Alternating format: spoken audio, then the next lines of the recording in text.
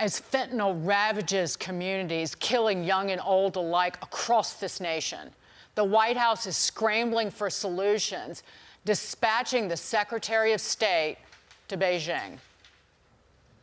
We've advanced our cooperation on fentanyl and other synthetic drugs, the number one killer of Americans between the ages of 18 and 45. The U.S. and China have set up a joint counter-narcotics working group to collaborate on policymaking and on law enforcement. More needs to be done. In my discussions, I underscore the importance of the PRC taking additional action, in particular by prosecuting those who were selling chemicals and equipment used to make fentanyl. Don't worry, he underscored. Under Biden, diplomatic discussions have resulted in very little progress in halting fentanyl's precursor chemicals from making their way to American shores. Figures from the CDC show synthetic opioids like fentanyl resulted in more than 70,000 overdose deaths in 2021. On a rolling basis, it's north of 100,000 based on some estimates. Joining us now, former DEA Special Operations Director Derek Maltz. Derek, thank you for being here. Your reaction to what you heard come out of Tony Blinken's mouth? Well, number one, he's a little bit behind. Right now, the legacy of Blinken and Biden and this administration is 300,000 dead Americans. You can see some of them behind me. The Chinese networks have formed such a strong partnership with the cartels. They're engaging in so many aspects of the drug crisis, and the government can't keep up. For 30 years, they've been providing precursor chemicals.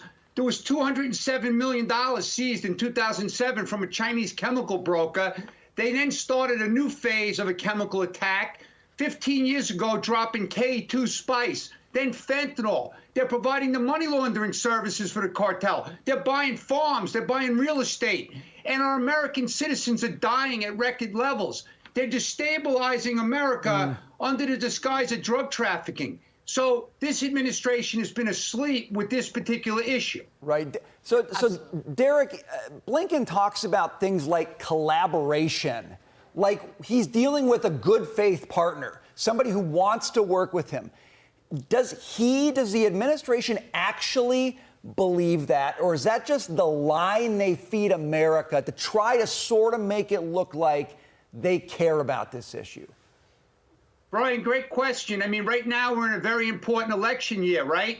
So maybe they should read that the House China Select Committee, where they have the Chinese Communist Party directly subsidizing the manufacturing and export of all these illicit fentanyl materials and synthetic drugs to this country by giving tax rebates. It's insanity. They also own a lot of these companies. They're basically giving grants and awards to companies for doing this. They're rewarding the death of Americans. It's real simple. And by the way, they're not prosecuting the fentanyl and the precursor manufacturers because they're exporting it out of China into America. America is the biggest adversary.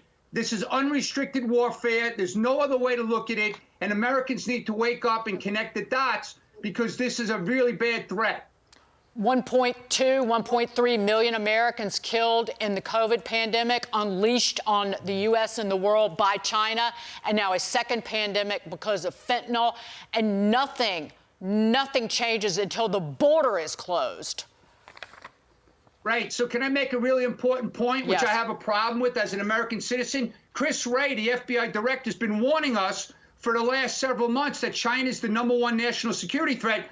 But does he talk to the president? Because they're letting in 4,000 Chinese nationals every single month now for this fiscal year. They're setting up super grow pot operations all over the country, 270 in the state of Maine alone. And our kids are smoking this stuff, and the THC is very high. So emergency room admissions are up. We have psychosis, heart attacks, strokes increasing, mental illnesses. So they're disconnected throughout this administration, and it really is sad. And they're doing nothing about it. Derek, thank you so much for being here. Please come back Thank you. and stay on it. Thank you. And thank you for your passion Thank you. so much. Derek Maltz.